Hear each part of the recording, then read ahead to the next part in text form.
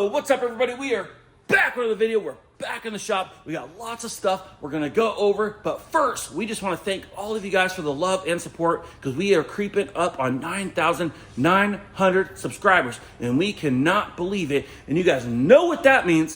That's right, don't sleep guys. Make sure you click the video linked above. I'll also leave a link pinned down in the comments. Go enter our 10,000 subscriber giveaway. When we hit 10K, we're gonna be going live. We're gonna draw 10 lucky subscribers. We're giving away over $300 worth of Hot Wheels premium prizes to you guys, 100% free. That's right guys, don't sleep. Video linked above. Video link down in the comments. Also, if you guys want to connect with us more, we just started a group over on Facebook. So if you guys use Facebook, make sure you head on over there, type Team Nitro Diecast in the search bar, click join, we'll approve your request. It's just a way for us to further connect with you guys more, buy, sell, trade, talk diecast, new releases, new finds, new RLC drops, recent videos, giveaways, merch drops, stuff like that. I think it's gonna be a great little community for us to connect with here a little bit further versus the big, large diecast groups have all these crazy rules and all these scalpers and stuff like that. So make sure you guys go join us over on Facebook at Team Nitro Diecast. And yes, guys, today is Monday. That's right, we're doing an extra video. We got lots of stuff going on, and I wanted to get you guys some extra content. Are you guys ready? Because I'm ready. Let's go. Yeah, let's go. I ain't the first with the curse, with the thirst that I wanna be better, not worse, man, it hurts. I'm on this earth with my... All right, guys, first things first, here in the lift bay, you can see we have my 2004 Honda Accord on the lift again. Don't worry, it's nothing bad. We're just doing the brakes and some other maintenance. And you can see here how rough the brakes were. These are the rears. Of course, they're like a little bit rusty and stuff, but they're really grooved up. The pad life is probably about 50% on the rear. The front's probably had about 20%. They were really worn out. I had a couple extra hours on Friday, so I decided to pull it in and try to knock out the brakes. Of course, I got distracted by customers coming in. We had a C8 Corvette stop by. Suddenly, it couldn't start. And turns out what we had to do is unhook the negative terminal on the battery. We waited 60 seconds, hooked it back up, and the car fired right up. We are going to be doing an estimate for him here shortly, and hopefully we'll be able to see that car in here in the shop here soon. Really, really nice car. You can see here, I did have time to finish up the front right here. You can see we got new rotor. We got brand new pads. We greased the hardware. We got brand new hardware right there. You know, the calipers aren't very pretty. We're not going to custom paint them or anything. You can't really see much of them behind that wheel anyway, and this isn't like a performance car or anything. We're just doing the brakes, give it some fresh brake life here. We also had a check engine light for two things come on. One is the transmission gear selector sensor, which is a sensor on the very bottom of the transmission. And I'll show you guys here on the old transmission, if I can't. There's a sensor behind this cover right here. So we got to take this cover off. It unplugs, and there's actually an alignment on the bottom there. So we got to take a little inspection here on the car here and see it could potentially just be out of alignment. And it could just be enough to throw the computer out of whack. And I guess it's pretty common on these cars for that to go bad. And I'm actually starting to think that we have a bad one on our Acura RDX as well, because there's been a couple times where Karmen was driving it and the reverse lights just came on with the reverse camera while she was driving down the freeway. And then she parked it and the reverse lights and the camera were still on. I haven't seen it do that yet. I believe her. She sent me videos. She sent me pictures. And I've just been like, thought that was so bizarre. And now that I've looked into this sensor here, it's actually really explaining probably what's going on with our Acura. So we'll definitely be taking a look at that. We'll probably just get a brand new one from Honda and go ahead and change out the one on the Acura. And yeah, we're just going to start off with inspecting the one on this. There is an alignment hash mark lines. So we'll go ahead and pull the cover off, take a good look at it, and kind of see what we think. We could potentially switch it with the one from the old transmission, and that is actually what we might do. But first, let's just inspect it, see what's going on, and we'll go from there. And if we have to buy a brand new one, we will. So that sensor is throwing a check engine light, which it drives and shifts 100% perfectly. So super happy. It's just definitely like an electrical problem. We're also having an EGR valve code that only comes on after that sensor goes. So I haven't bought the sensor or the EGR valve yet. It's super easy. It's right here on the top. It's literally like a couple bolts and a plug. Sometimes they just get built up with carbon as well. So we could potentially pop it off, clean it, and see what it is. But we'll probably just go ahead and throw a brand new one on there. It's not that big of a deal. It's super easy. It's probably fairly inexpensive. But we definitely want to check out that sensor because we don't want any check engine lights on this car when we go put it up for sale. So we're doing the brakes right now. We're going to inspect the sensor. We're probably going to end up changing that EGR and most likely the sensor. We still got to adjust the steering a little bit. When I dropped the rack out, I didn't make any marks, and of course everything came apart, and I got a little bit ahead of myself, and now the steering's off. It does drive pretty straight. I'm going to go ahead and try to readjust the steering column to see if I can't get it to be straight with the wheels. If not, I'll get as close as I possibly can, go drop this thing off for an alignment. But I really don't want to do an alignment without some brand new tires. The tires are still pretty good, and I think everything's really good. I think it's recently had an alignment, so I'm going to check with the paperwork and see what's going on there. But yes, guys, just doing a few little odds and ends. We'll go ahead and put a few more miles on it, drive it home and back a few more times, and as long as everything's good to go, we can get this thing up for sale. We do actually have to address the AC, so I actually forgot about that, but I'm trying to do all the little bugs first, and once that's done, we'll go ahead and focus on the AC. Chances are it's just going to be a new compressor. That is what I'm thinking, but we'll go ahead and pull vacuum on it, see if everything's holding pressure, make sure there's no leaks. If anything, we could always throw a new condenser in there as well. But yes, guys, we have some new pads over here. You can see I got the disc brake quiet all over the pads. I went a little overkill on it. We're going to clean up these old slider pins. We're going to grease them up, and yeah, we're going to get the other side done here. You can see I started taking it apart, and then customers were coming in left and right, so I didn't get enough time to finish it up, but that is okay. So we will go ahead and try to finish that up this afternoon. If not, I'll stay a little bit late, probably after work today, and just go ahead and get this brake system put back together. But I really wanted to only have it on the lift once, so I really want to take a look at that sensor as well. So we'll go ahead and do that before I take it off the lift. I really don't want to have to come back on the lift again. And so yeah, this was not supposed to be in here, but you can see there, we're gonna have some brand new brakes. Over here, we have a 2016 Scion IM, and you can see here, she's got a little boo-boo here in the corner, and believe it or not, that is enough to total this car. But we are going to do a repair on it. This is a customer paid job here. It was towed in, and you know, it's not bad. We got a little tweak on this core support, so we're going to go ahead and straighten that out. Our brackets for the fender are a little bit tweaked. We can straighten those out. We have a brand new hood. We have a brand new hood hinges. We have a brand new bumper. We got brand new grills. We got a brand new headlight from Toyota. We got all sorts of things here for this car. We got a brand new fender, but you can see here, everything's kind of out of whack. We aren't going to be blending the door. We got a pretty good color for it. It will be a smidge off, but the customer just wants to pay to have the fender painted. This is a car that's he rents out on, I believe, Turo. If you guys are familiar with that, it's basically a website where people can rent your personal car versus getting Uber or renting a car from like Hertz rentals and stuff like that. So pretty cool little gig he's got. He's got a few cars, and we do a few cars for him here and there. He's been on a pretty bad streak lately where all the cars he's been renting out have been getting wrecked. So these are his money makers. So he's paying to get this thing fixed back up so he can get back out there and make him some money. But yeah, it's a little worse than it looks. You know, it looks like, oh, just throw a fender and a headlight on there. It's like, no, there's a lot more going on than that. So we got a whole bunch of parts, actually probably about $2,500 worth of parts that are going on this thing. And that's not even including the labor, the paint, and all that. So this job definitely added up. But we do have the hood over here cut in.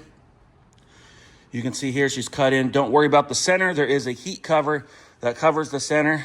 So we just focused on making sure we got the coverage here on the outside. Everything's sealed and protected in the center though, but that's how they are painted from the factory. And you can see here, we don't really have a lot of clear. There's actually no clear on the under hood as well. What we try to do is replicate exactly what they did from the factory. So you can see there, hood's cut in, and you can see our fender It's cut in. We almost got so much overspray on that thing, we might as well have painted. But you can see all the jams are painted. We got everything cut in. That way this thing can be bolted on. You can see our hood hinges. We got brand new hood hinges. Like I said, no clear. That's exactly like the factory does it. So we'll go ahead and you can see down here, there ain't no paint on that. There's no paint on these cars. Costs too much money, and they make a lot of money throughout the year by not clear coating under hoods. So you can see there, it's not shiny. You can almost see through it. And yeah, there's the heat shield. So we'll go ahead and dismantle this thing here today. We'll get it all torn down. We'll straighten our core support, straighten our brackets, and we'll hopefully start putting parts back on this thing and get this thing ready for final paint this week. Once we have the tear down complete, we have the new fender put on, the hood hinges, the hood. We got everything kind of ready to go for our reassembly. We'll go ahead and prep the fender, the hood, and the bumper, and we'll go ahead and get it painted and then final assembled this week. So there's the bumper already on the stand. There's times where we do jobs like this where we just paint everything ahead of time and then we just tear it all apart and just reassemble it and it's good to go. In this case, I didn't want to do that because the fender's probably going to have to go on and off several times to make sure that we got good alignment, especially since our brackets are bent. And the more times you go on and off with the painted part, the more chances you have to scratch and chip the paint. We don't want to take a chance on that, so it's no big deal. We just cut in everything ahead of time, which we had to do anyway for the hood. So we went ahead and just cut everything in. We'll go ahead and reassemble this car, and we'll go ahead and paint the fender, the hood, and the bumper all at once. So no big deal, but there she is, guys. That's what we got started on this week. Also, we have a Nissan Altima, I believe, coming in as well. Actually, it might be a Maxima. I don't know. I get them all mixed up. We have a return customer. I believe it's an Altima coming in. We've done several repairs on this car. Well, they got hit recently on the rear door. So we're going to go ahead and do a repair on that rear door and get everything fixed up for them. We'll probably blend both directions and send them down the road. So we got two pretty big repairs we're doing this week. And you can see here, we have a Japanese imported right-hand drive Nissan President Savorin. I don't know a lot about these cars. Maybe you guys do. But this is a luxury sedan from Nissan. You can see here, it's from Japan. It's imported. And they call it a President. And what I believe it is actually to haul around luxurious people. And you can see there, the interior, especially for its time, late 80s, was super fancy, super comfortable. I bet it's still comfortable. Power everything. Look at the seats.